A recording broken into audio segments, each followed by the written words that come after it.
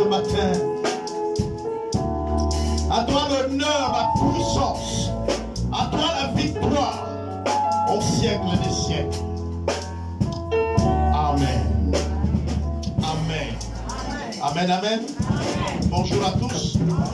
Nous voulons donc un peu de temps soit-il écouter la parole du Seigneur. Pour ceux qui prennent les thèmes, je veux dire mon devoir.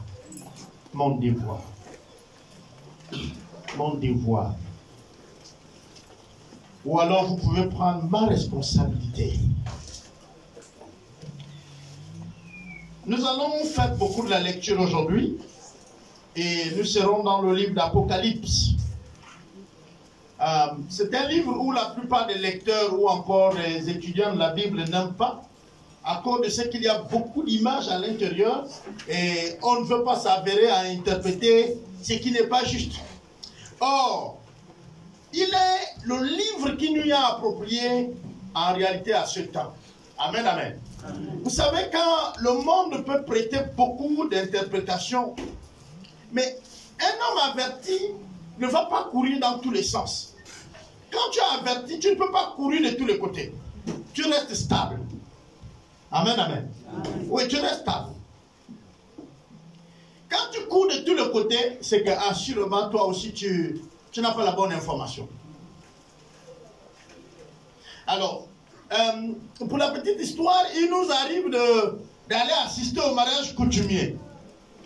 Je vous assure que souvent quand on est du côté de la femme, donc celle qu'on vient épouser, c'est stable, c'est tranquille. Est-ce que vous comprenez? Mais quand on est du côté de l'homme, la stabilité dépend de la manière que l'homme s'est préparé avec sa famille. J'ai dit la stabilité. C'est-à-dire quand tu sais que vous vous êtes bien préparé. C'est vrai, il y aura des questions par rapport aux échanges, on peut mal répondre et tout, mais on sait que sur les attentes de notre belle famille, nous nous sommes préparés, vous êtes stable. Amen. Mais quand vous savez que vous ne vous êtes pas préparé et qu'il y a beaucoup de manquements, alors quand vous venez, vous êtes quand même déphasé. Et là, si vous trouvez un beau-père qui sait comment manier en réalité la chose, vous allez vous retrouver en difficulté sans vraiment qu'on ne discute. Alors, c'est pareil avec les temps actuels. Nous sommes en train de courir à beaucoup d'interprétations, beaucoup de choses, or que les réalités sont là devant nous, elles sont claires. Nous voulons protéger la couche d'ozone. Félicitations. Nous comprenons qu'en réalité, il y a le changement climatique. Hein, c'est le mot en français. Hein? Merci. Mais l'Apocalypse nous dit que la terre aussi doit vieillir. Et qu'un jour, elle va être roulée comme un tapis, comme une moquette. Et elle va être balayée et enlevée. N'est-ce pas, non? Nous aurons un nouveau ciel et nous aurons une nouvelle terre. À part Dieu qui ne vieillit pas, à part Dieu qui ne change pas, tout ce qu'il a créé, il a permis que ça doit avoir un temps. Donc la terre ne peut pas continuer à être comme elle était à la création. La terre est en train de vieillir. Et nous tous on connaît que quand on prend de l'âge, il y a des manquements qui s'accumulent, n'est-ce pas? Mais pourtant, je vous comprends faire des efforts pour sauver la terre. Félicitations. Mais moi qui suis averti, je sais que ces signes me montrent que les temps sont proches. Que nous sommes en train d'aller à la finale. Nous sommes assurément en train de jouer les demi-finales.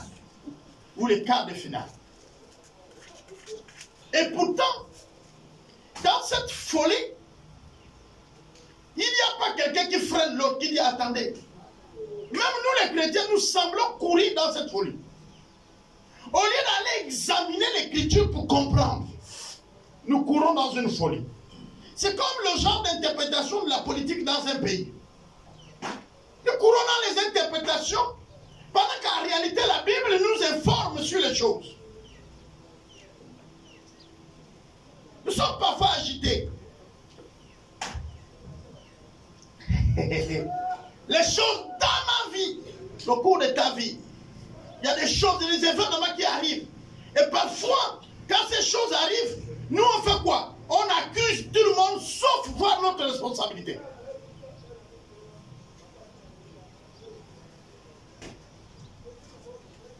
Wow. La Bible dit que tout concourt au bien de ceux qui aiment. Ah, attends, on va aller doucement. Tout fait quoi? Tout concourt au bien de ceux qui aiment. Et le verset où, si nous on ne fait pas attention, on rentre en conflit avec Dieu, c'est celui qui dit, Dieu travaille pour le bien de celui qui aime. Qui travaille?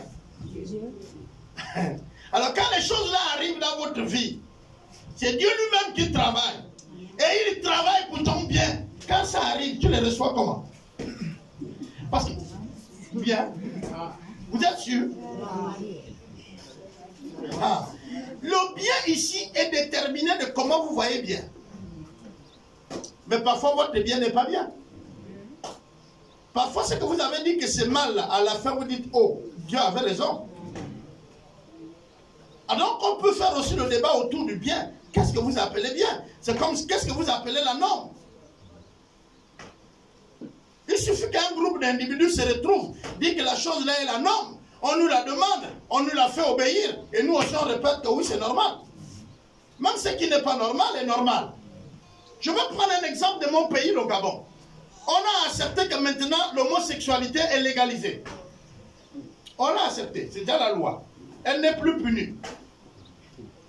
C'est devenu légal, non? C'est une loi. C'est légal, non? Mais est-ce que c'est bon? Mais alors? Donc ce qui est légal peut ne pas être bon. C'est légal aux yeux de qui? Justement. Donc même ce que toi tu penses que c'est droit là, dans ta maison peut être mauvais. Le sucre est bon, hein? Et il donne la vie, n'est-ce pas, non? Le sucre n'est pas bon. Il est bon, non? Quand vous le mangez, il n'est pas bon. Vous ne voyez pas que tout ce qu'on mange aujourd'hui, on met du sucre? C'est pour que nous on mange ça, non? Et qu'on apprécie, non? Et puis après on devient comment?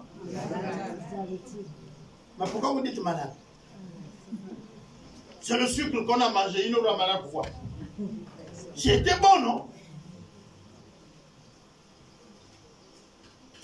Moi j'ai grandi à l'époque de la Nivaquine. Aujourd'hui vous changez trop de produits. Chaque semaine vous avez un nouveau produit qui vient sur le marché. Mais nous c'était la Nivaquine. Hein non? Non, chloroquine, ça c'est le nom maintenant qu'on a changé. Nivaquine, c'était ça le nom. Et tous les enfants craignaient ça. C'était petit et amer. Quand le soir tu vois la maman soulever maintenant la boîte, là tu dis oh tatanjam. Ça c'est encore quoi? Parce que vous devez prendre ça au moins une fois dans la semaine, on vous fait avaler ça. Ça nous gardait du palu, hein non? Et c'était sucré. Hein non? Bien aimé, si vous demandez à une jeune femme qui doit aller au mariage, aller ou rester là à la maison de ses parents, elle va vous dire je reste. Mais d'un autre côté, elle veut aller aussi parce que c'est l'amour. La séparation n'a jamais été facile, n'est-ce pas, non? Mais elle est bénéfique.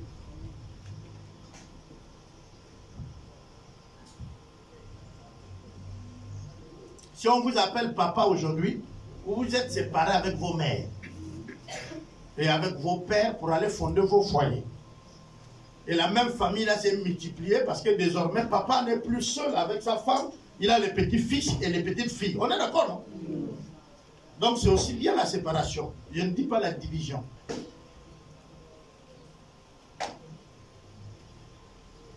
Je suis dans le livre d'Apocalypse. Tous ces exemples que j'ai pris, c'est pour nous dire, quand il y a des événements, la Bible dit ceci. Il dit, nous savons interpréter et lire les événements. Le matin, quand on sort de notre maison, on regarde le ciel. On peut savoir s'il y a la pluie ou pas. On sait les saisons. On connaît les saisons, non? Et quand on regarde le temps selon la saison, on peut savoir qu'il va pleuvoir. Alors je n'aille plus au travail ou au champ, je m'arrête. Et très souvent, il pleut. Si tu t'hasardes, tu vas te mouiller. Pourquoi alors la même sagesse que Dieu nous a donnée, c'est d'interpréter les temps et les circonstances, nous ne l'utilisons pas pour le temps actuel? Combien d'hommes et femmes aujourd'hui prennent encore un temps de recul seuls? Ce qu'on appelle la solitude. Nous on appelait ça le tag. temps mis à part avec Dieu. On l'a étudié ici, le temps.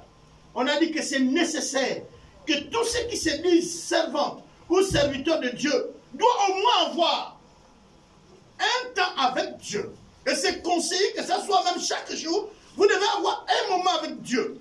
Que ça soit 15, 5 minutes, le temps de la solitude. C'est-à-dire, tu t'arrêtes là seul, je ne sais pas, dans ta douche. Tu n'es pas pressé d'ouvrir l'eau. Mais arrête un moment. Revois la journée. Projette-toi dans l'avenir. Et ensuite, parle avec Dieu. Prends ta douche. Et reviens trouver tes enfants au salon. Où il y a le bruit et l'agitement. Dans votre bureau, vous pouvez rentrer. Vous fermez un moment avant de recevoir. Pourquoi nous ne prenons plus un temps avec Dieu? Pourquoi? Eh bien, ce temps-là nous manque. Quand nous n'avons plus ce temps avec Dieu, nous allons commettre beaucoup d'erreurs. Parce qu'on n'a plus le recul. Vous savez, si vous ne faites pas attention, je dis souvent, quand tu manques de vision, c'est que quelqu'un d'autre t'a mis dans sa vision. Je dis, quand tu manques de vision, c'est-à-dire que tu ne sais pas là où tu pars, il y a quelqu'un qui t'a mis dans sa voiture, il te transporte. Quelqu'un ne peut pas dire, moi je ne fais rien, j'ai décidé de ne rien faire et personne ne va me gérer. Non, quand tu dis je décide de ne rien faire, c'est que tu es déjà géré. Ne rien faire est une décision qui a aussi ses conséquences. Je m'en fous est une décision qui a ses conséquences. Et là, c'est plus aux enfants, les jeunes là. Hein? Tout à l'heure, nous allons louer Dieu avec les bacheliers. J'ai béni le Seigneur que ça a été toujours la grâce que cette église en fait toujours plus de 50%. Si nous on présente 6 enfants, il y a de fortes chances qu'on a les 5. Et nous avons eu des caches. L'année passée, on a un peu tremblé parce qu'on avait beaucoup d'admissibles. Mais cette année, il y a eu beaucoup de caches que les admissibles. Amen. Et nous allons le célébrer tout à l'heure. Et je suis dans le livre de Apocalypse au chapitre 3. Et nous allons faire la lecture et nous allons analyser. Permettez-moi. J'ai regardé quand le sceau ouvrit un de ses sceaux. Quand l'agneau ouvrit un de ses sceaux. Je suis au verset 1, chapitre 6 de l'Apocalypse. Chapitre 3, verset. Non. J'ai dit 6, 1.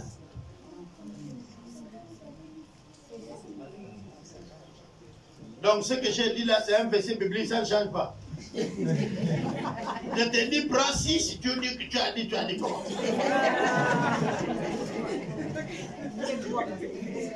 Donc reste plutôt dans toi. Apocalypse 6.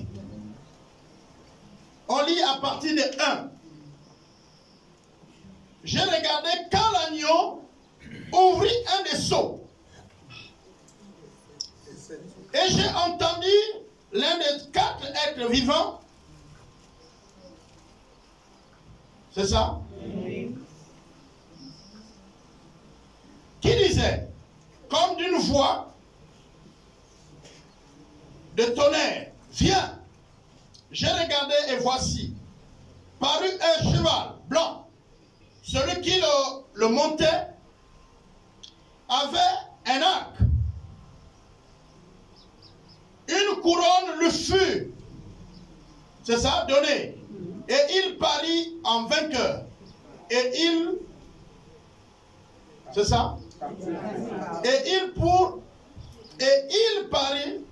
il partit en vainqueur et pour vaincre. Amen. Amen. Alors, nous parlons dans les 7 sceaux. 7.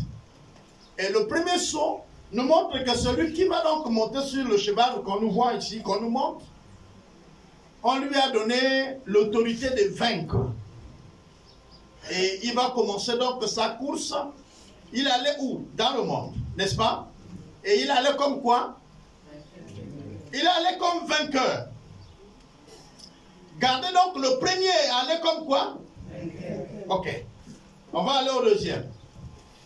Quand il ouvrit le second seau, j'ai entendu le second être vivant qui disait, viens. Et il sortit un autre cheval roux. Celui qui le montait reçut le pouvoir d'enlever la paix de la terre, afin que les hommes s'égorgèrent les uns les autres. Et une grande épée lui fut donnée. Amen, amen. Amen. Ça, c'est le deuxième être. Lui, on lui a donné quoi? On va aller doucement. On lui a donné quoi? Le pouvoir d'enlever quoi? La paix. Mais il enlève la paix en faisant quoi? En enlevant la vie. On est d'accord? Et il allait comme quoi? Bon. Quand nous comprenons le premier saut nous a amené quoi? Un vainqueur, n'est-ce pas? Ok, c'est bien. Est-ce que quand nous regardons notre temps là, il y a un vainqueur? Le temps où nous sommes. Est-ce qu'on peut dire que le premier saut s'est accompli? Hein? C'est qui le vainqueur? C'est Jésus. Donc on voit Jésus arriver d'abord. Lui qui a le pouvoir de vaincre. Lui qui est le vainqueur. Personne ne peut le vaincre. Après Jésus, nous voyons l'autre saut. Qui arrive? Qui? Regardez bien. Hein? Si on est écrit chez toi, diable, là, tu te lèves, tu lis le passage.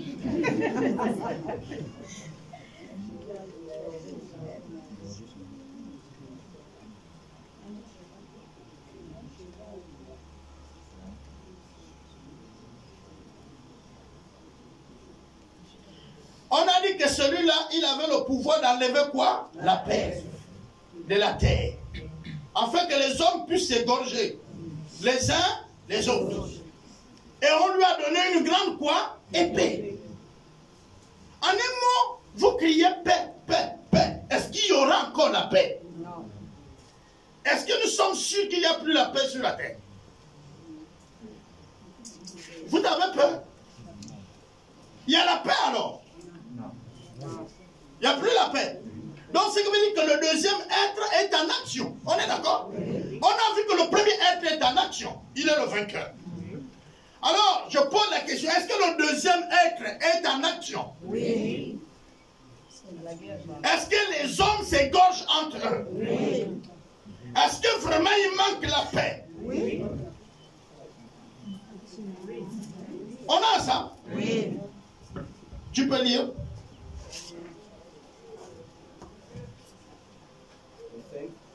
Quand il ouvrit le troisième seau, j'ai entendu le troisième être vivant qui disait, viens. Je regardai, et voici parut un cheval noir. Celui qui le montait tenait une balance dans sa main. Et j'entendis au milieu des quatre êtres vivants une voix qui disait, une mesure de blé pour un denier, et 3 mesures d'orge pour un denier. Et ne fait point de mal à l'huile et au vin. Amen, amen. Amen. Alors, on dit que l'autre, le troisième, avait quoi avec lui? La balance.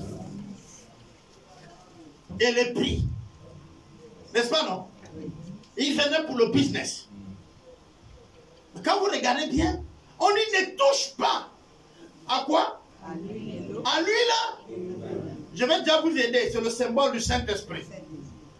Maintenant, le reste là, a-t-il la responsabilité de toucher ou pas? Oui. Les prix sont chers. Oui. Le marché est difficile. Oui. Alors, le cheval est déjà là ou pas? Oui. Pourquoi vous regardez ailleurs pendant que le Seigneur vous a dit ces choses vont arriver? Comment on va changer? Vous croyez à tous les discours qu'on vous promet? Oh, il a promis qu'il y aura. Je vous dis, aucune nation ne changera ce que la Bible a dit. Amen. Quand le Christ a dit, dans les derniers temps, les moments seront difficiles. Les temps seront compliqués. Mais les sceaux ici viennent nous dire comment ça va être fait. On dit le vainqueur vient d'abord. Et moi, je fais partie de ceux-là qui est avec le vainqueur. Le vainqueur est venu d'abord pour nous rassurer. Amen, amen. Amen. Quand vous allez lire plus haut, vous allez comprendre qu'il était question de trouver un homme digne qui devait donner le sens de ces sceaux, c'est-à-dire de ouvrir, lire le courrier qui était là. Et on n'en trouvait pas. C'est pourquoi le frère qui écrit dit, il s'est mis à pleurer. Et puis, il y avait des vieillards qui étaient là qui l'ont rassuré. Il dit non, nous avons l'agneau. Lui, il est digne. Ne pleure pas. Et puis l'agneau va apparaître. Et il va rompre les sceaux. Les sceaux, c'est quoi? Vous voyez là les enveloppes? En ce temps, à l'époque royale, sur les enveloppes, on les fermait par devant. Et on mettait une matière comme le chewing-gum. Est-ce que vous comprenez? Alors, et puis il prenait sa bague et il le mettait dessus. C'est-à-dire qu'il mettait son sceau, le cachet, pour dire maintenant c'est scellé. Et puis on dit qui est digne de déceler ce qui est scellé. Et puis on trouve que c'est Jésus qui est digne. Et quand Jésus donc prend les 7 courriers, il va donc les rompre courrier par courrier. Et quand il déchire le premier courrier, nous comprenons le premier message qui arrive. C'est qu'il y a un vainqueur. Et puis ensuite il va rompre le deuxième. Et là nous comprenons qu'il y a quoi? Le deuxième c'est quoi? Celui qui a la responsabilité de ôter la paix. Oui, la paix dans nos maisons. Quand vous voyez que la paix est en train d'aller en vrille, il faut vous arrêter un moment parce qu'il y a quelqu'un qui a pour travail de vous enlever la paix, n'est-ce pas? Alors vous vous arrêtez, vous parlez à lui, il va écouter. Vous lui dites, il y a les maisons qu'on ne touche pas. Amen. Tu déposes la paix là où tu l'as pris. Amen. Et tu me files ma maison. Yes. Parce que quand il vient, il va faire montrer à la femme que non. Ou à l'homme que non. Ou même aux enfants. Qu'au fait, ils sont importants, que l'autre n'est rien. Non. Mais pour conserver la paix, les femmes, on était mardi ensemble. Qu'est-ce qui élève quelqu'un? Les femmes sont là. Qu'est-ce qui élève quelqu'un? Le service. Si vous voulez être le plus grand, alors il faut être quoi? Il faut servir. Il faut être le plus petit de tous pour être grand, n'est-ce pas, non? C'est en servant qu'on devient grand. Le modèle du ciel dit, celui qui sert est plus grand que celui qui est assis sur la table. C'est le modèle du monde qui montre que toi qui es assis sur la table, tu es grand. Mais quand on va aussi aller voir bien dans le modèle du monde, nous allons vous rendre compte que le chef est l'esclave même des ouvriers. Si on parle posément. J'ai l'habitude de dire, quand on dit ministre, il faut aller plus loin. Ministre veut dire esclave. Ministre veut dire esclave. Ministre de la République veut dire esclave de la nation. Esclave de l'agriculture. Esclave des relations extérieures qu'on appelle le ministère des Affaires étrangères. Esclave des finances. C'est ça, ministre.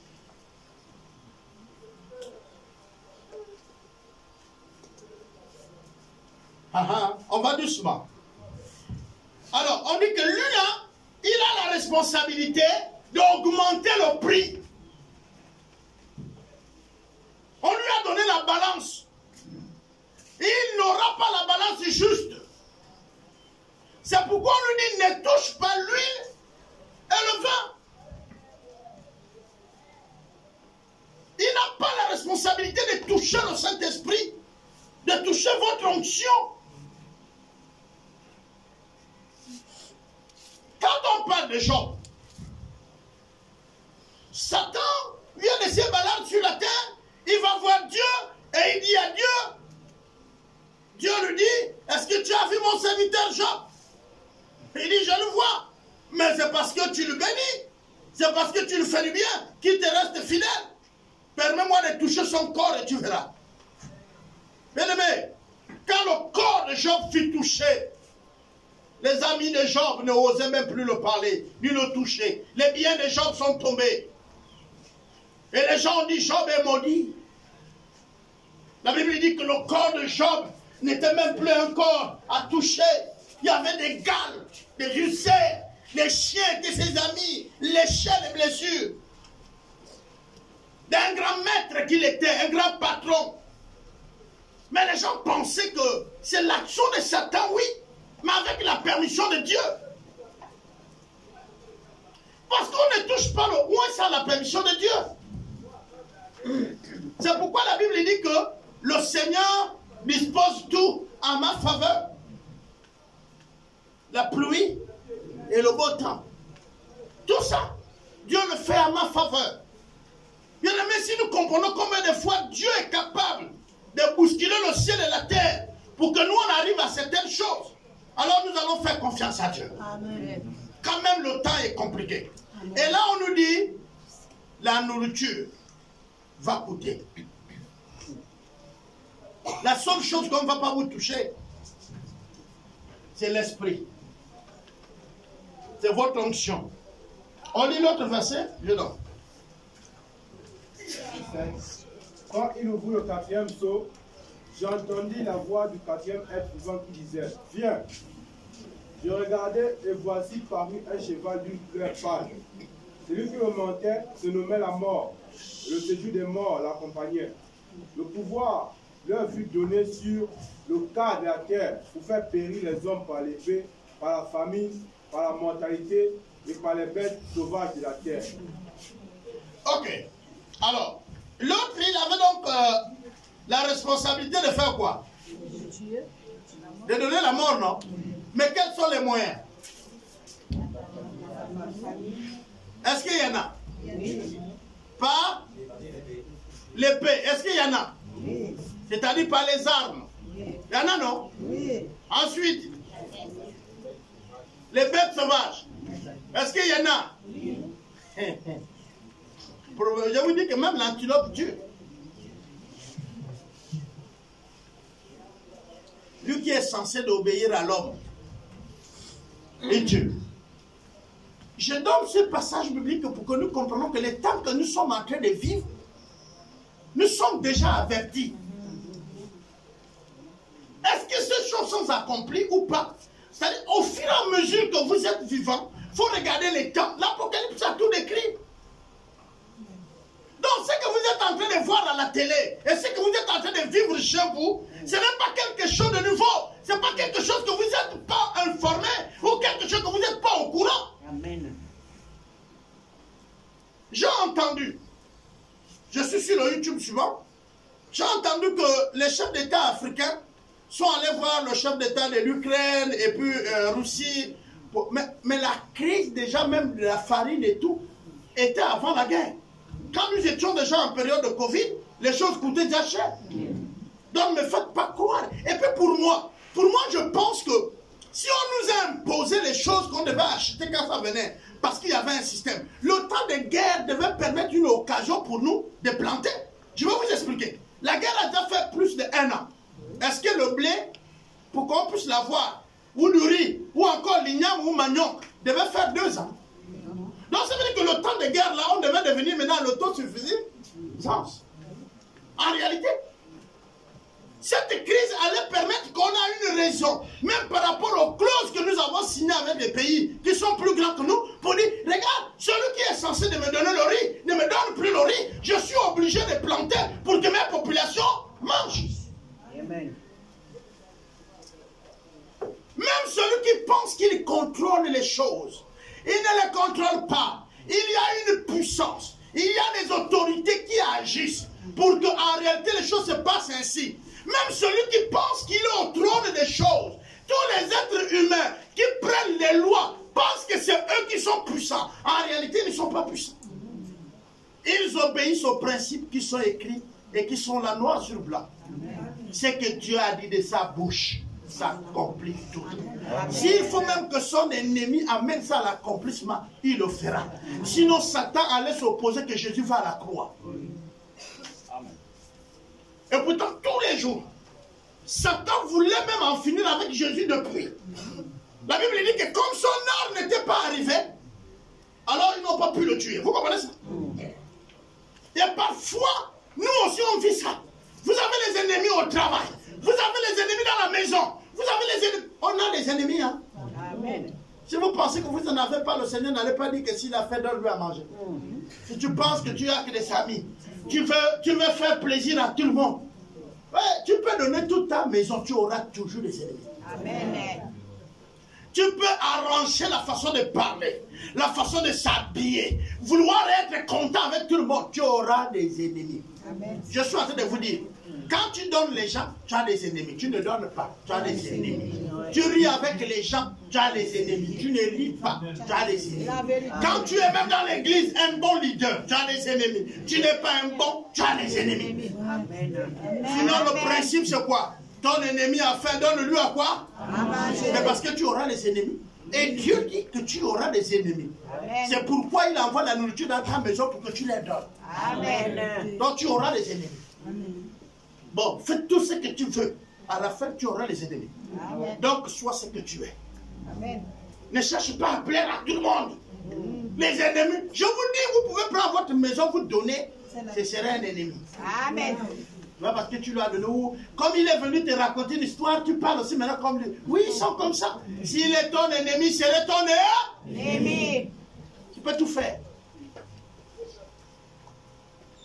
Et l'état que nous sommes en train de vivre là, la mort est proche de nous. On n'a plus d'amis. Il y a des gens qui bossent, rien que pour accomplir ça. Mais est-ce que c'est Dieu qui veut donner la mort? Non, Dieu a regardé et il sait. C'est pourquoi il dit, quand ce serait proche que je viens, voilà les événements qui vont vous montrer que bientôt j'arrive. Et puis, on lit l'autre. Et je vais m'arrêter assurément par là. Verset 9. Quand il ouvrit le 5e sceau, j'ai vu sous l'autel les âmes de ceux qui avaient été immolés à cause de la parole de Dieu et à cause du témoignage qu'ils avaient rendu. Ils criaient d'une voix forte en disant, jusqu'à quand, Maître saint et véritable, tardes-tu à juger et à tirer vengeance de notre sang sur les habitants de la terre? Une robe blanche fut donnée à chacun d'eux, et il leur fut dit de se tenir en repos quelque temps encore, jusqu'à ce que fût complet le nombre de leurs compagnons de service et de leurs frères qui devaient être mis à mort comme eux. Amen, amen. Amen. Ok. Nous sommes là au 6e, n'est-ce pas? 5e, il dit ceci. Il dit, les âmes des martyrs, les âmes de ceux qui sont morts à cause de Christ, crient vengeance. Et il demande au Seigneur Jésus de rendre justice. Parce que certains ont été tués à cause de Christ. Et puis, les robes leur furent données, n'est-ce pas? Et on leur a dit de prendre patience. Pourquoi? Parce que le nombre de leurs compagnons, les compagnons ne sont pas encore justes. Le nombre n'est pas complet. Maintenant, je vais vous dire une chose. Parmi nous, il y a encore les martyrs. Est-ce que vous comprenez? Amen. Si on dit qu'il y a encore des martyrs, c'est que veut dire que les temps difficiles vont encore arriver. On va encore attraper les gens dans l'église et les tuer. On va encore brûler les églises. On va découper certains avec les machettes. On va vous poser la question, veux-tu Jésus ou pas? La machette est là. Tu dis, moi c'est Jésus, on te coupe. Et parmi vous, il y a ceux qui subiront ça. À cause de Jésus, certains seront encore tués. Il y a ceux qui vont être empoisonnés à cause de Jésus. Haïs à cause de Jésus. Je ne dis pas dans l'avenir, je dis là, parmi nous. La génération où nous sommes là. Il y a certains qui vivent déjà le martyre. Ils sont haïs. Ils sont méprisés. Il peut avoir raison. Il fait tout pour que tout le monde... Est-ce que vous savez que vous pouvez venir expliquer les gens votre situation? Toi-même, quand tu t'assois, tu dis, Dieu même fait quoi? Mais vous avez tout le monde contre vous. Amen. Bienvenue. Bienvenue. Je dis bienvenue. Vous avez donné un de vos enfants le nom bienvenue. Quand une maman donne l'enfant le nom bienvenue, ça veut dire que la maman a souffert avec la grossesse là. Et il dit maintenant à la petite ou au petit qui sort, il dit bienvenue. Au monde de souffrance, toi aussi. C'est que bienvenue. Hein, les Tékés, ils ont les noms parfois puissants. Si vous comprenez nos noms, avec les noms au Bamba même. Mais si vous écoutez aussi pour les autres, c'est significatif. Les autres, c'est Ancho. Vous connaissez ce que veut dire Ancho? Les tombes. Oui? Voilà, les tombes. Ouais. Nous, on a un qui s'appelle Mervit. Ça marche quoi? Oui, les Tékés sont forts. Ça ne blague pas. Mervit. Voilà. Le problème, c'est que quand vous prononcez ça avec le français, maintenant, depuis que vous écrivez là, vous allez Sanangaka quoi? Non, c'est pas ça. C'est Sanangaka. Mervit. Vite, faut pas durer. Mais ça, c'était pourquoi? Parce qu'assurément, quand la maman la mettait au monde des enfants, et il mourait. Et donc, quand il a mis au monde de lui, là, il a dit, tu t'appelles Mervit. Eh oui. Il y a les autres qui ont donné misère. Ah oui. Et le maman misère, non? Voilà. Et puis là, nous les pasteurs, on vous a dit, vos noms-là, il faut les sanctifier. Hein, non? Maintenant, vous vous appelez Abraham. Les autres s'appellent Moïse. Vous avez le nom chrétien maintenant, non? Donc, quand vous donnez le nom, là, ça a surpris même Dieu. Dieu ne savait pas que c'est le nom que votre mère allait vous donner. Maintenant, Dieu se révèle à vous, il vous donne un nouveau nom. Hein, non? Vous êtes dangereux. Regardez le nouveau nom que Dieu a donné à ses serviteurs. Il n'allait pas prendre tout un nom là-bas pour changer son nom. C'est dans son nom. Est-ce que vous comprenez ça? Sarah, Abraham, Moïse. Mais il a changé tous les noms, non? Jésus. Mais maintenant tout le monde change les noms. Les grands pasteurs que vous connaissez, là, ils changent les noms. Voilà, moi là où je suis là, moi aussi je vais m'appeler maintenant qui? Non, soit David, quelqu'un qui était dans les histoires un peu fort là. Trouvez-moi un beau nom là. Israël. Je prends toute la nation. Ouais, parce que là, je suis le père de toute la nation. Est-ce que Dieu m'a parlé comme ça? Hey! Quand vous allez partir chercher des significations de noms, même à partir de votre propre nom, il y a des significations profondes. Si Dieu voulait faire de toi un juif, rien n'allait s'opposer. Mais il a choisi ta mère, ton père, ta langue, ta nation. Et il t'a mis au monde là. Et toi, tu veux devenir juif. Mais tu es déjà juif étant ici. Amen.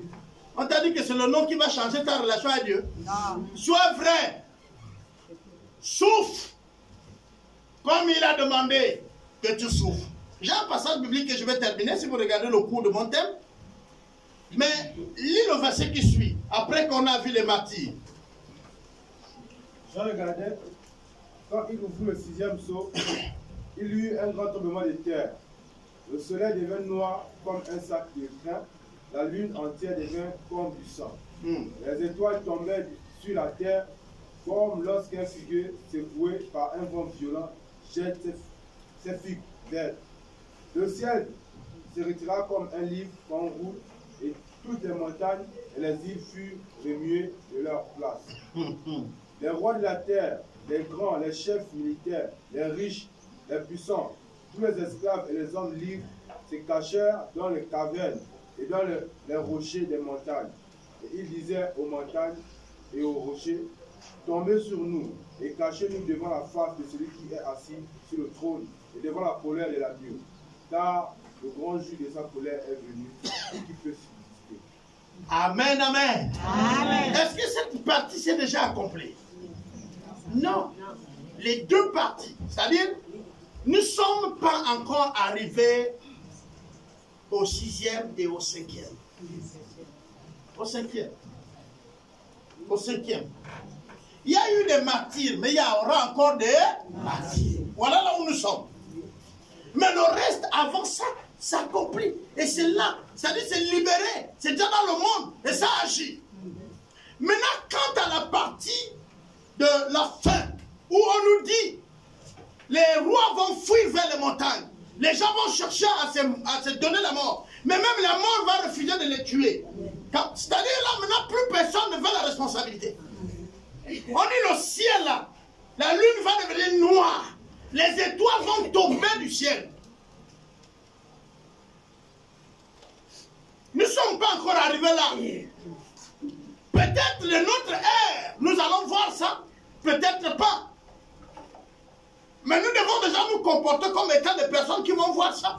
Pourquoi? Mais parce que tout ce qu'il a cité, du premier saut au dernier saut, nous avons déjà vu les autres s'accomplir au fur et à mesure. Est-ce que vous comprenez? Est-ce qu'il y a eu des martyrs? Oui. Il y en aura encore. Là, nous avons freiné là. Mais avant les martyrs, la souffrance y est. La mort y est. Les bêtes tuent, oui. Les humains tuent, oui. Maintenant, moi, en tant que chrétien, comme le thème que j'ai donné ce matin, mon devoir, quel est mon travail? Mon travail, c'est quoi? Parce que je sais que la parole, elle s'accomplit. Elle est vraie. Maintenant, moi, je suis sauvé. Je suis sauvé pourquoi? Je suis sauvé pour être un porteur de la bonne nouvelle. Je suis sauvé pour aller dire aux autres comment eux aussi peuvent être sauvés. Bien aimé, j'ai suivi une prédication à la télé. Et j'étais en train de rire. Parce que vous savez, souvent quand on qualifie l'évangile et les grands hommes de Dieu, les grands hommes de Dieu, hein, chacun de nous connaît le respect qu'ils portent aux hommes de Dieu. Parce que nous les avons mis aussi par catégorie, n'est-ce pas, non? Il y a ceux-là, si on dit qu'aujourd'hui, là, il arrive à France et puis le dimanche matin, il serait là, dans les rues. Vous ne serez pas ici. Puisqu'après Jésus, c'est lui. Vous savez ça? Il faut qu'on soit honnête. S'il t'appelle par téléphone, il dit, je vais prier pour toi, tu ne serais pas là. Vous connaissez. Même certains ont l'air numéro. Les autres envoient même les dîmes là-bas. Oui. Nous avons géré ici, les gens qui envoient les dîmes, loin dans d'autres pays. Dans cette église, j'ai géré les cas comme ça. Après, on est venu me voir quand on est malade. Papa prie, j'ai dit non. Tu appelles là-bas. Parce que ta bénédiction est attachée là où tu es venu. Appelle là-bas. Oui. Tu dis, oh papa, je dis, oh oui, il faut appeler là-bas. Vous savez, regardez. Quand Dieu a fini de manger bien, le plat que Sarah veut préparer. Hein non? Dieu était content, non? Il dit, Abraham, moi j'ai mangé, mais Sarah est où? La Bible dit que Sarah était devant la cuisine, hein, vers la porte là. On met souvent les femmes à côté, non? Il demande, mon frère, ta femme est où? Il dit, elle est là. Il dit, Sarah, la même année là. Mais Dieu venait de manger le mouton. Ah, il venait de manger le mouton. Dieu a mangé et après il a béni Sarah.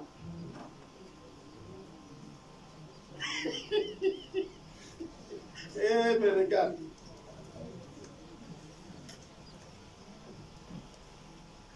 Regardez le père d'Ésaü et de Jacob. Il dit, va, tue le gibier, apprête-le-moi. Viens et je te donne ton héritage. Est-ce qu'il est en train d'échanger l'héritage avec le repas? Non. Mais il dit, amène-moi d'abord quelque chose, je mange, je ressens mes forces. Quand je vais libérer, je libère tout. Il ne faut pas que ça reste en bas du puits. Jacob prend le raccourci avec sa mère. Ésaü est dans la brousse là-bas. Et quand on vous dit, quand Dieu est avec toi, Dieu fait retarder le gibier. Parce qu'il faut repartir dans le passé. Dieu avait dit que le petit frère serait plus grand que le grand frère. C'était connu. Et c'est la mère qui était allée consulter le serviteur de Dieu pour connaître, parce qu'il y avait une guerre dans son ventre. Vous comprenez ça? Et donc, le père n'avait pas connaissance de ce que le prophète avait dit à la mère. Vous là qui dites tout là. Il y a des choses. Oh, Dieu m'avait dit que je serais une chantre internationale. Les premiers qui vont te rendre national, c'est ici. Ouais, tu ne serais jamais international. Déjà, à partir de ces jours, ton responsable ne te programme plus. Parce que tu es venu lui dire que tu es international. Et là, elle va dire, donc, tu vas me dépasser. On va voir. Ah ouais, tu vas me dépasser. On verra. Papa Albert a toujours dit que c'est l'homme qui élève l'homme. On va voir comment tu seras international. Et tu vas commencer à polluer la vie de l'autre. Seulement, ce qui est extraordinaire, c'est que ce que tu fais le pousse à l'international. Amen. Parce que tu ne connais même pas le côté. Il doit devenir international comment? Ça là, c'est Dieu. Est-ce que vous comprenez? Tu le pousses, et puis il devient international. Amen. Un jour, j'étais en train de parler avec un de mes collègues. À Libreville, je voyageais. Il dit, Pasteur Albert, comment ça va? Ça fait longtemps. Je dis, oh, vous, ça va? Oui. Ah, vraiment? Nous, on pensait que tu devais devenir pasteur président. Il dit, mais je suis devenu depuis.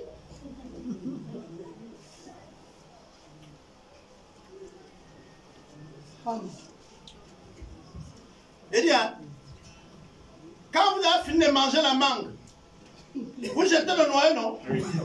Quand le noyau là tombe, il devient quoi? Un manguier, non? Si vous l'avez laissé sur le manguier, il serait quoi? Hein?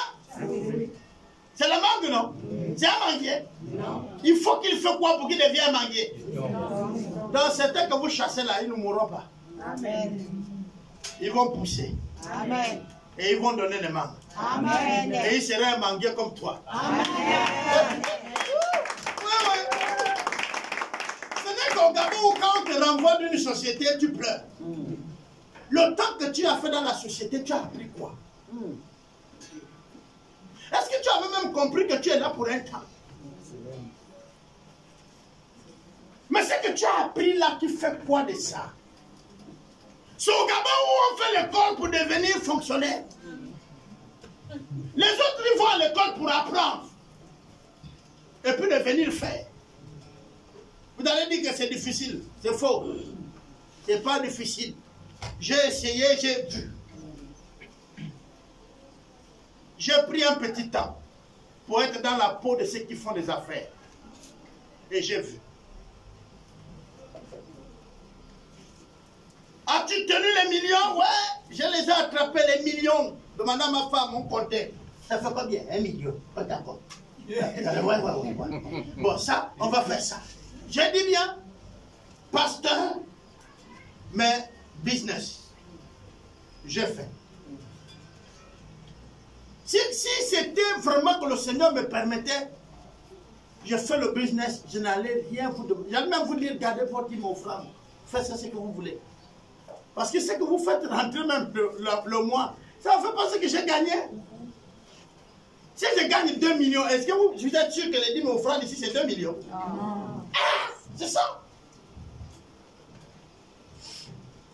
Donc, il y a le business, il y a l'argent. Là, je pouvais prendre aussi le verset biblique pour nous montrer. Mais avant de terminer par ce verset, je vais raconter l'histoire de Jérémie. Je vous ai parlé de ça le dimanche passé, n'est-ce pas? On connaît Jérémie, non? Dieu dit, Jérémie,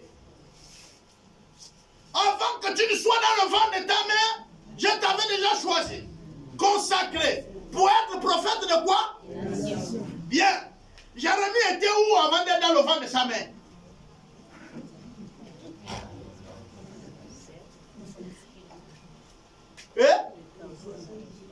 Il était donc avec Dieu, on est d'accord? Donc Dieu choisit sa mère, n'est-ce pas non?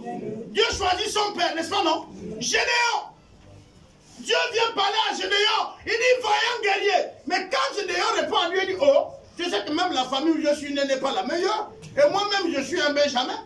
Tu m'appelles guerrier, vaillant guerrier comment? Mais Dieu lui appelle vaillant guerrier parce que quand il lui avait créé, il avait fait de lui un vaillant guerrier. Peut-être jusque là vous ne savez pas ce que vous êtes.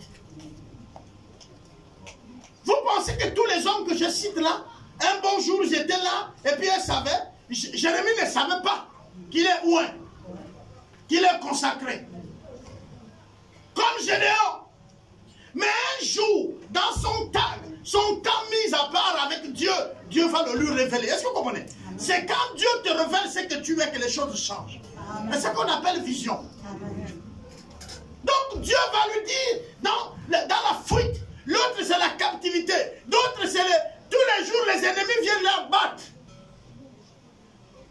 Et là Dieu lui dit, tu es un vaillant guerrier, Gédéon. Tu es un grand. Gédéon c'est le gars, il est le Benjamin. Il dit, Seigneur, c'est vraiment toi qui parles. Montre-moi les signes. Dieu lui montre tous les signes. Le gars prend courage. Et on connaît l'histoire. Il prend plein de soldats. Et Dieu commence à éliminer ces soldats en route. Pour dire, il ne faut pas que la victoire là soit attribuée à vous. On connaît aussi l'histoire avec les Élie et Élisée. Et puis l'autre serviteur. Où alors l'armée vient entourer là où il y a le prophète. Elle commence à paniquer. Mais Dieu va ouvrir les yeux du serviteur d'Élisée pour pouvoir se rendre compte que l'armée qui était avec eux est plus grande. Je vais dire, qu'est-ce que je suis en train de dire ici? C'est que dans ce monde où vous voyez toutes ces choses, si vous ne connaissez pas à quoi vous êtes appelé, vous ne pourrez même pas impacter votre pays. Les Africains sont toujours en train de vivre avec les choses que les Américains ont créées, ou encore je vais descendre au Gabon, que les choses que les autres Africains ont fait. S'il y en a peut-être. Ouais, les trucs comme les passoires, quelques marmites et assiettes, on fait au Gabon. On fait aussi dans l'Afrique. Nous, on peut inventer ça. Les chaises, on fait aussi.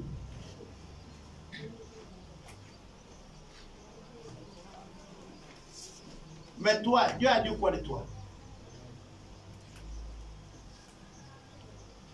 Tu as déjà 7 ans en Christ, tu n'as rien entendu jusqu'aujourd'hui. 1 an, rien. 2 ans, rien. 3 ans. Non, attendez, vous travaillez quelque part. Et le chef d'entreprise ne t'a jamais dit la fonction que tu vas occuper.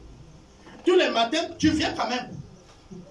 Non, tu rentres dans la barrière de Chocoba. Bonjour, oui, bonjour. Tu t'assois. On ne te dit rien. C'est seulement bonjour. Ceux qui passent là te disent bonjour, bonjour, bonjour. Et à la fin du mois, tu viens t'aligner et tu dis payez-moi. Bon, ce jour-là, si le trésorier est gentil, il dit bon, j'ai coupé les pauvres qui travaillent là peut-être 500, ouais, tiens, paye le taxi. Ou même il ne te donne rien, il te dit non, prochainement, prochainement. Non, parce que tu es là, tu ne vois pas l'exaucement de tes prières. Tu es là, tu ne vois même pas ta vie chrétienne comme étant un chrétien. Frère, ce n'est pas le fait de s'asseoir à Sokoba que tu deviens un agent de Sokoba. Oh. Tous les matins, tu te déplaces. Tu viens t'asseoir à cette drague. Le jour que tu vas voyager, tu payes le billet. Il n'y a que les agents qui ne payent pas. Ce n'est pas parce que tu es tous les jours en gare que tu es agent de cette drague.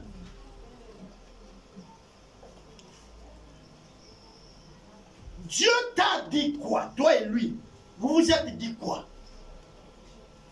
C'est pourquoi nous courons de tous côtés dans l'interprétation de la Bible. Ton couloir, c'est quoi? Il t'a dit quoi? S'il t'a dit chante, il dit chante pour ma gloire.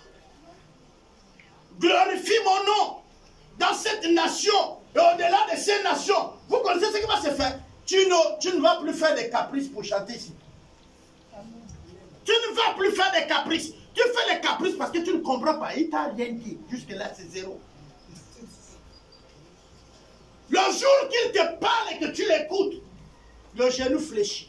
Amen. Et ta langue confesse que je me soumets. Amen. Tu sors serviteur.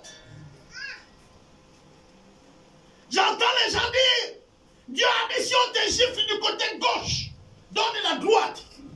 Il dit je ne peux pas, oui, c'est parce que tu ne le connais pas. Si lui t'a touché,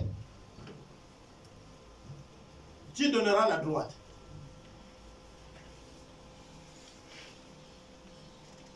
Il dit donne tes biens aux pauvres, ensuite viens sur moi. Tu dis je ne peux pas. Mais c'est parce que tu ne comprends pas que quand il te dit donne ça aux pauvres, il y a le centuple. C'est-à-dire le fait que tu ne connais pas. Tu ne connais pas. C'est ça, tu ne connais pas. Moi je dis souvent aux gens, le premier type qui nous fait mal, c'est l'ignorance. Mais Dieu ne vous dit pas ici, allez-y donner vos biens. Non, il va encore plus haut. Il dit, quand vous aurez donné tout, jusqu'à vous jeter même au feu. Si vous ne me connaissez pas, vous l'avez fait en vain. Donc la première chose à connaître et à chercher, c'est quoi? La relation avec Dieu. Si moi je trouve Dieu, regardez, il dit, un homme est allé dans un champ, il a trouvé le trésor, il a fait comment? Il est revenu vendre tout ce qu'il a avec. Et il est parti acheter le champ. Pourquoi il a acheté le champ? Mais parce qu'il y avait le trésor. Vous pensez que Erameta à Mwanda, parce que Mwanda est la plus belle ville? Mais parce que le trésor est là, c'est le magasin. Vous dites à Erameta, écoutez, la capitale du Haut-Ogooué, c'est Franceville, il faut que vous venez là-bas. Ils vont dire non, nous on préfère le département. Parce que le trésor est là. Là où il y a ton esprit, là où il y a ton cœur, c'est là où il y a ton trésor. Là où il y a ta pensée. Vous savez, là où nous sommes là, celui qui a laissé l'argent quelque part à la maison là-bas. Il vient un peu là après, il regarde. Vous savez comment on fait pour savoir que tu as l'argent en vie? Le sac là, tu tapes comme ça. Et le gars, le bandit qui te regarde, il se rapporte. Est-ce que vous comprenez?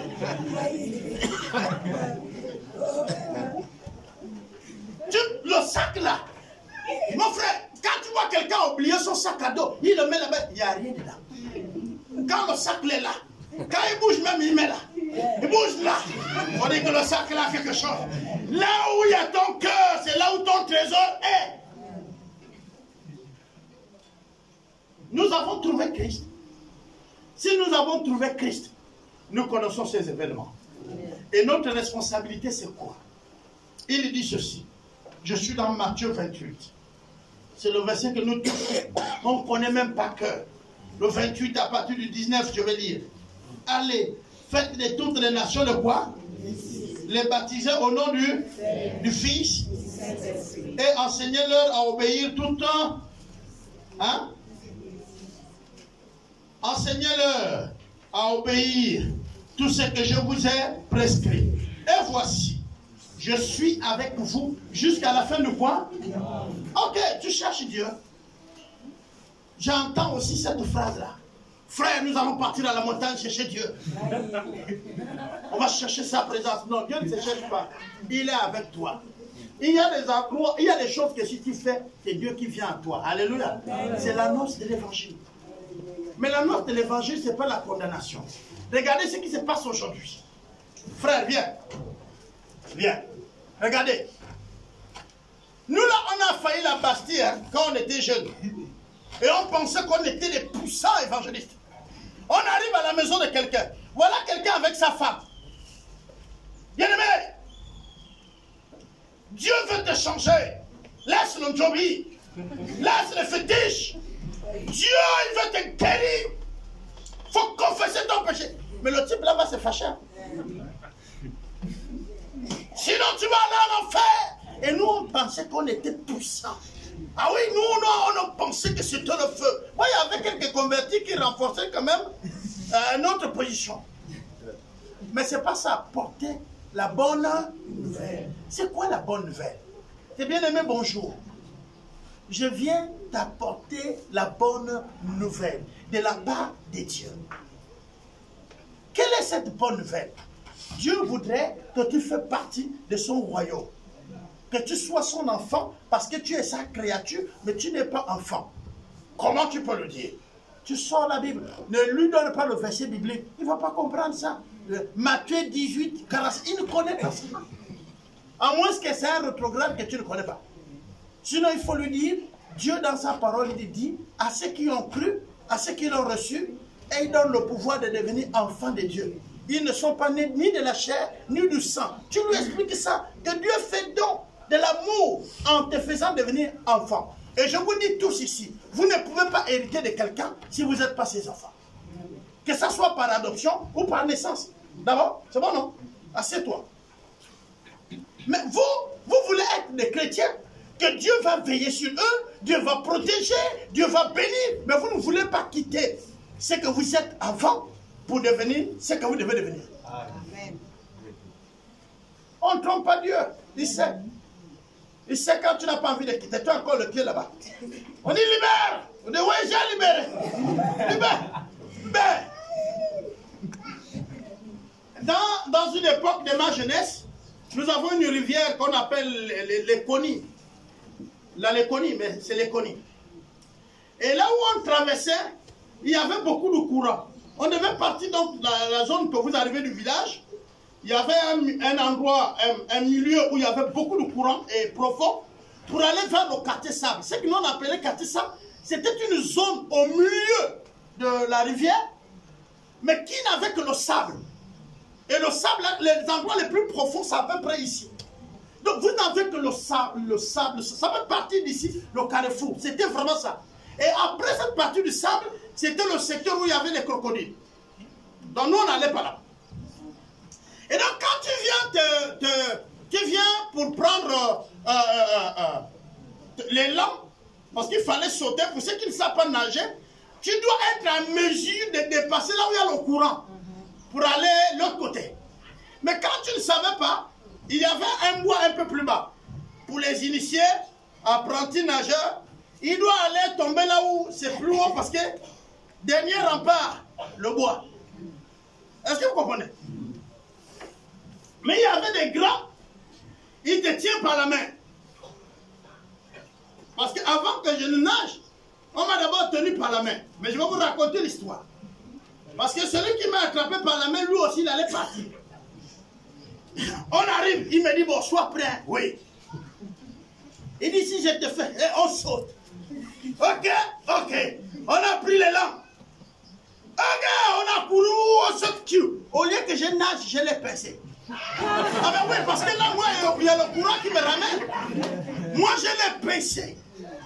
Le gars, il lutte. Lui, il boit déjà l'eau même avant moi. Donc, il lutte, il lutte. Il lutte. Et puis finalement, ce qui va nous sauver, c'est qu'il tient le bois. Vous comprenez? Quand il tient le bois, on sort nous de la tête de l'eau. Bon, lui, il sait nager. Moi, il ne sais pas nager. Bon, maintenant, lui, il fait quoi? Lui, quand il a tenu là, le temps que j'attrape le bois, lui, il a pris l'autre côté. Il est sorti. Je suis resté là 15 fois. Maintenant, il me dit, bon, tu vois, non? Il y a un peu de sable en bas, là. Là où vous venez, c'est plus loin.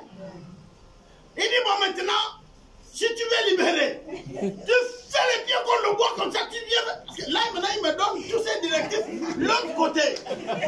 Parce que lui-même, il sait que sa vie est en danger s'il vient me prendre. Il faut comprendre ça. Maintenant, moi aussi, je sais que si je libère le bois là, on entendra parler de moi. Est-ce que vous comprenez? Moi aussi, je suis là-bas. Il crie, il crie, il crie. Quand il termine, je suis là au bois. Et fait tout ce qu'il fait. C'est-à-dire, en moi-même, je m'étais déjà résumé que si je quitte le bois, je meurs. Est-ce que vous comprenez? Donc, le gars a tout fait. C'est maintenant un grand qui avait sa chambre à air. Est-ce que vous comprenez? La chambre à air, où on met du compte plaqué au milieu et on reste comme un radeau. Qui voit que depuis là, il y a quelqu'un qui crie et puis il y a l'autre qui est là. Lui vient avec la chambre à air, il vient et puis il colle contre le bois. Et il me dit attrape la chambre à air. Donc je me agrippe et on va jusqu'à l'autre côté et mes pieds touchent le côté de sable. Mais rassurez-vous qu'il ne m'a pas amené vers là où on retourne à la maison. Quand il m'a pris, il m'a amené au quartier sable. Donc, tout ce qu'on fait là, pour moi, c'est que c'est chaud qu'on va retourner. Mais oui, il m'a amené de l'autre côté où on partait. Mais je sais qu'après la pêche, on va repasser par le même endroit. Donc, vous comprenez que je ne pêche pas. Donc, je pêche. Je dis, on pêche. Et à chaque fois, je rappelle aux autres, on doit partir là. Parce que j'ai envie de traverser la partie là. Est-ce que vous comprenez? Bon, maintenant, quand on finit la pêche, il y a un grand qui vient. Il ne me dit pas de traverser avec lui. Mais il m'amène plus haut. Plus haut. Et il me dit, regarde bien. Tu me vois?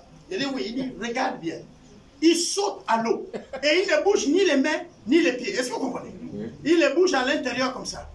Le courant l'amène et il va sortir en bas, vers là où on se douche pratiquement. Et il sort, il marche sur le sable, il le traverse, il vient à mon côté. Il dit, est-ce que tu as suivi? Il me prend. Il me montre comment on bouge les pieds. Et ensuite, il saute encore. Il refait la même chose. Il me dit, bon, vas-y. Il prend mes cannes à pêche, il prend mon poisson pour les sécuriser. Il dit, maintenant, vas-y. Donc, il m'a déjà dit que le courant va t'amener là.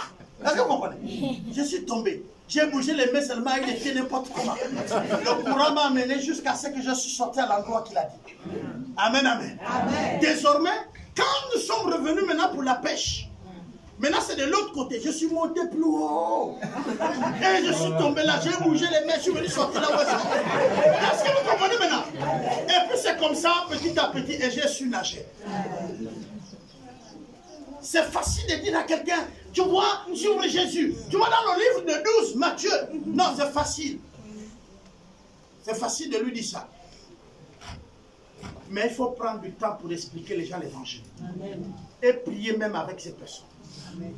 Prier avant, prier pendant et prier après. C'est pas bon de dire seulement à quelqu'un, tu vois, tu viens d'accepter le Seigneur, il est le Dieu qui est merveilleux, et puis tu veux qu'il change. Non, bien aimé, ça nécessite du travail. Et c'est notre responsabilité d'annoncer l'évangile. C'est notre responsabilité. Les temps sont compliqués. Plus ou jamais nous devons voir que Jésus revient. Plus ou jamais les choses vont se compliquer. Elles ne vont pas changer dans le sens positif que vous voyez. Mais elles sont positives selon la Bible. Parce que c'est la Bible qui s'accomplit. Amen, amen. Amen. C'est la Bible qui s'accomplit. Le même livre Apocalypse dit dans les derniers temps, les choses vont être compliquées. Dit les choses vont être compliquées. Vous ne pourrez plus vendre ou acheter. On a parlé des chiffres de la bête. On pourra peut-être revenir parce que je vous ai parlé de ça déjà en plusieurs reprises ici. Je vais vous poser une question simple. Qui n'a pas un numéro? Qui n'a pas un numéro? C'est-à-dire, oh, quand la bête viendra, on va nous attribuer les numéros et tout, on ne pourra plus acheter ni vendre. Qui n'a pas un numéro, il lève la main ici. Vous avez tous les numéros. Les numéros des comptes bancaires. D'abord, on vous appelle 06, 077, c'est quand on appelle, c'est votre nom qui sort, non? Vous êtes soit un 06 ou un 07. Ou les 01. C'est le numéro qu'on vous a attribué. Là-bas, RTL ou à Liberty, si on ne vous connaît pas sur le nom, vous connaissez sur votre numéro. Au banque, ce n'est pas le numéro que vous avez mis. Mais alors, c'est le numéro. Vous avez le numéro. Hein, non? Dans les derniers temps, on va donner les gens les numéros. Vous ne pourrez pas acheter ni vendre si vous n'avez pas de chiffres. L'argent en papier est en train de disparaître. Vous achetez, vous vendez avec vos RTL, non? Parce que petit à petit, vous êtes en train d'aller là-bas. Vous pensez qu'on va venir un bon matin comme ça, on fait l'article, et puis le gouvernement, vous pensez, ce n'est pas le gouvernement. Je vous dis, vous allez accomplir la volonté de Dieu, que vous êtes chrétien ou pas, que vous vous opposez ou pas. Laissez le gouverneur tranquille. Vous pensez que ce que Dieu a dit, c'est le gouverneur qui va changer ça? Non. Dieu a dit que le buffle va vous tuer si vous allez en brousse. Si vous n'allez pas, il vous tue à la maison. Faites le tour à la lopée. Tu as dans ton jardin à domicile. Le buffle, il vient. Demandez à maman Alice. Derrière notre poubelle. Maman Alice n'avait pas encore vu le buffle de sa vie. Elle part pour verser, jeter la poubelle. Il y a un costaud roux qui est là et il ne fuit même pas. Regarde maman Alice, il bouge les oreilles. Maman Alice a simplement jeté la poubelle et tout ce qui était dans les ordures et la poubelle. Et elle est revenue vite à la maison pour dire viens. C'est pas que quand elle m'appelle là, le buffle part, le gars bouge ses oreilles, il nous regarde même bien. Après, il est là. Mais il y a combien d'accidents? Pendant que nous étions là, il y avait plein d'accidents où le buffle tamponnait les gens. Je n'ai pas envie de citer certains parce que d'autres, je connaissais que le buffle a tamponné. Une maman qui a allé, vous savez que le buffle aime bien le gombo. Et la maman avait planté son gombo et le manioc. Elle vient pour pouvoir couper les feuilles de manioc. Le buffle a demandé qui ramasse mon gombo. Qui ramasse ça. La maman dit moi, il dit bon, ok. Tiens, hôpital. Et lui, il est resté avec le combo.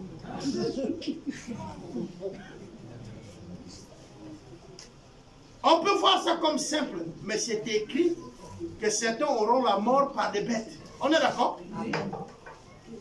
Mais pourquoi alors nous sommes étonnés par ces choses? Ces choses devaient nous encourager à annoncer l'évangile, à faire plus de recrutement. Ces choses viennent nous rassurer que ce que Dieu dit est vrai. Quand vous lisez l'évangile, ou encore les épîtres, ou encore l'Apocalypse, il va vous faire comprendre dans quel temps vous êtes. Parfois nous nous plaignons, nous accusons tout le monde, mais c'est faux. L'argent va venir à diminuer, les prix vont augmenter, mais c'est l'approche de l'Antichrist. Quand vous allez lire, on vous dit que quelqu'un va venir vous faire la proposition de résoudre tous ces problèmes. Et il trouvera les solutions. Et il va être vénéré. Mais c'est lui l'Antichrist. Il va vous promettre la paix. Et il y aura un semblant de paix. Lisez dans l'Apocalypse. Actuellement, dites-moi où est l'endroit où il n'y a plus de guerre. Vous pensez que la guerre c'est seulement avec la Russie et l'Ukraine? Dans vos maisons, il y a les guerres. La Bible dit qu'une fille va s'élever contre sa mère. Et le fils contre son père. Les belles-mères avec les belles-filles. Les beaux-pères avec les beaux-fils. Des voisins qui ne se regardent jamais. Les membres de la famille qui ne se saluent pas. Il y en a plein, même au milieu des chrétiens. Amen. Vous êtes en guerre avec vos frères, vos soeurs. Vous êtes en guerre avec vos voisins. Des causes que je ne sais pas, ton terrain là, que tu ne peux plus parler avec ton voisin là. Ton fils va vendre ça à un Libanais. Toi, tu es parti en enfer parce que tu allais voir le Nganga pour tuer le voisin. Pour avoir le terrain. Après que tu es allé en enfer pour le terrain là, ton enfant qui ne connaît pas à quelle valeur le terrain est gagné, va le vendre en un rien de temps. Et à un coût dérisoire. Ne sachant même pas que son père allait en enfer à cause de la guerre du terrain.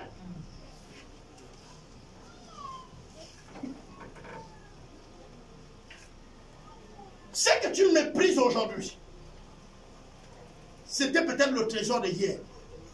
Et tu ne connais pas à quel prix tes parents ont eu ça.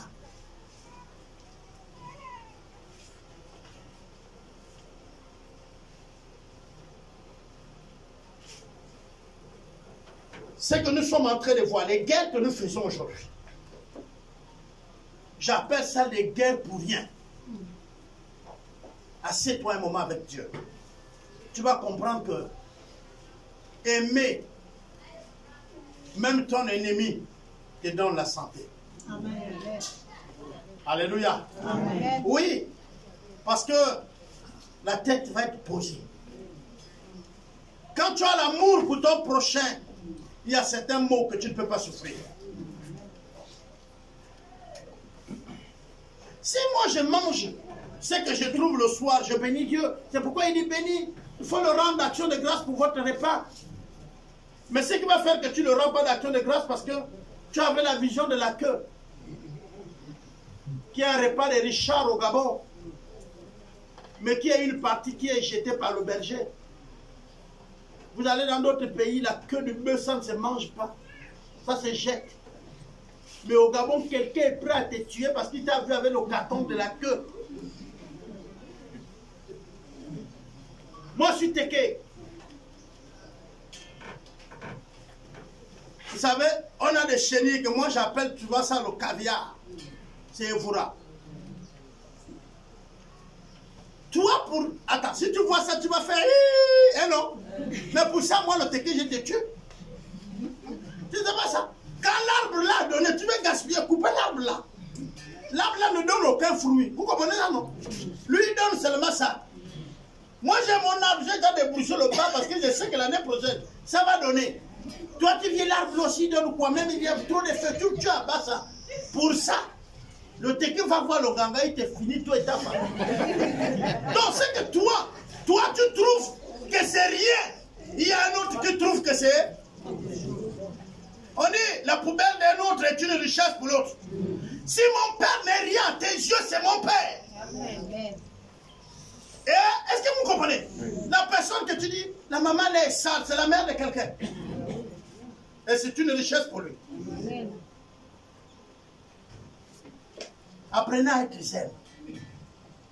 Vous n'allez rien changer. Les temps et les circonstances qu'on vous demande, ce n'est pas les événements que Dieu a déjà prophétisés. Ce qu'il a dit s'accomplira. Amen, amen. Il est mieux de se mettre là-dedans. Jésus a dit à la fin, si c'était possible, éloigne cette coupe de moi. Mais Dieu a dit, frère, tu mourras. Et la Bible dit, si Dieu n'a pas épargné son fils, si Dieu n'a pas épargné son fils, tu comprends toi-même la réponse. Les amis, quand on dira paix, paix, c'est là que la fin arrivera. Vous comprenez, non? Pour le moment, on a fait ça. La fin a démarré, c'était bien. Vous demandez à nos aînés, ils disent, oh, avec 25 ans, manger, hein? Là, l'avion courait. Maintenant, avec nous, est-ce que vous comprenez? Maintenant, 500, c'est rien. 1000 francs, c'est rien.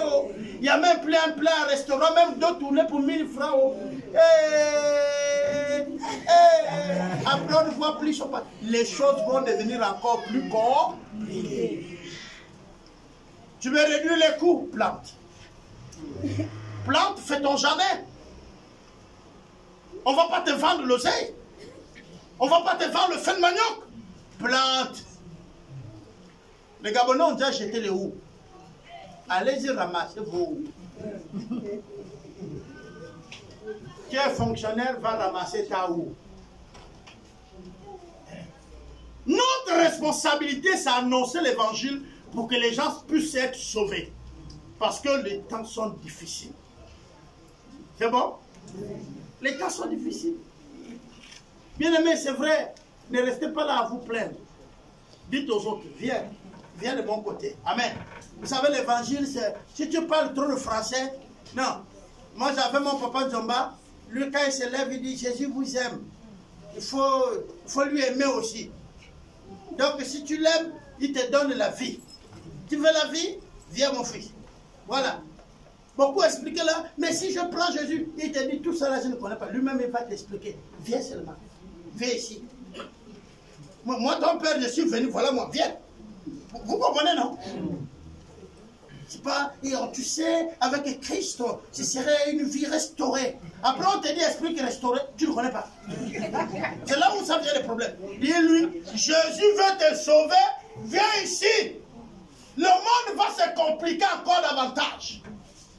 La paix va être enlevée et elle a commencé déjà à manquer. Vous lisez la Bible, il n'y a plus la paix. On va vous promettre la paix. Il n'y en aura jamais la paix. Mais il y a un seul endroit où il y a la paix. Le Seigneur dit que je pars, je vous laisse quoi? Ma paix. Elle n'est pas selon celle du monde. La paix de Christ, c'est quoi? C'est quand tout va mal. Tu entends au plus profond de toi, sois calme. Amen. Tu comprends? Ça va aller. Quand tu comprends, ça va aller. Ça utilise le langage que tu comprends. Quand tu comprends, sois zen. Ça c'est la paix de Dieu. Sois calme. C'est la paix de Dieu. Où tu entends une voix qui te dit, ça ira demain. Hein? Ça veut dire que mets de l'eau dans ton cœur. Tout ce que tu vois là, ça va finir. Ça c'est la paix de Christ. Amen, amen. Amen, amen. Amen. Amen. Nous avons besoin de rassurer les autres qui sont troublés, au lieu que nous soyons troublés. Parce que ces choses-là, nous les connaissons. Nous connaissons qu'il n'y aura pas la paix. Nous connaissons que la mort est en action. Nous connaissons que même les bêtes vont tuer. Nous connaissons que les prix vont être augmentés. Je parlais de beaucoup de choses, mais nous connaissons ça quand nous avons lu l'évangile. Et nous savons aussi que certains d'entre nous vont être exécutés à cause du Seigneur. Nous connaissons qu'il y a eu d'autres, mais nous connaissons que parmi nous, il y a ceux qui vont être empoisonnés. D'autres vont, la nuit dort, les bandits viennent et le coupent le cou parce que simplement, ils croient en Dieu. Les autres vont être tués sur les champs de mission. Là où nous les avons affectés, on affecte un pasteur et puis la nuit, vous apprenez qu'on l'a tué. Oh, quand vous allez apprendre qu'il est tué, sachez que c'était un martyr parmi les autres, puisque le nombre n'était pas arrivé. Il devait aller compléter le chiffre. Il a dit à Jérémie, je connaissais, non? Que tu étais quoi? Prophète, non? Mais il y a d'autres qui connaissent que c'est les martyrs, qu'on va les brûler. Il y a d'autres qui savent qu'on va te couper le cou. Il y a d'autres qui savent qu'ils vont mourir dans la prison. Toi, tu as dit, c'est pas toi. Mais il sait quelqu'un parmi nous, la femme comme homme. Les femmes, il n'y a plus hommes, il n'y a plus femmes en Christ. Eh non. Et puis, le gouvernement a aidé, nous sommes maintenant égales. Donc, il y aura aussi les femmes qu'on va couper la tête. Il y a aussi les femmes martyrs. Oh, vous ne dites pas Amen. C'est quand vous dites vous êtes parents que les hommes là, Amen. Dites aussi Amen. Parce qu'il y a des femmes missionnaires, non? Alors, donc,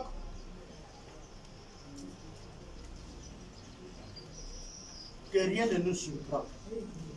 Au contraire, quand vous allez rentrer à la maison, prenez même encore ce passage doucement. Lisez pour voir que ces choses sont déjà en train de s'accomplir. Frère, c'est compliqué. C'est compliqué. C'est compliqué. Si vous voyez quelqu'un qui n'a plus la santé, quelqu'un qui est malade à l'hôpital à Missa, sur son lit, posez-lui la question, sur la terre là, quelle est la chose que tu veux qu'on te donne? Il ne va pas hésiter. Il va vous répondre sec. C'est quoi il va vouloir? La santé, non? Mais vous lui dites, il y a l'or ici, il y a l'argent là. Posez le sac. Tu veux quoi? Il va prendre la santé qui n'est rien. Hein, non? Lisez les temps et sachez faire votre choix par rapport au temps qui est présent. Nous allons prier.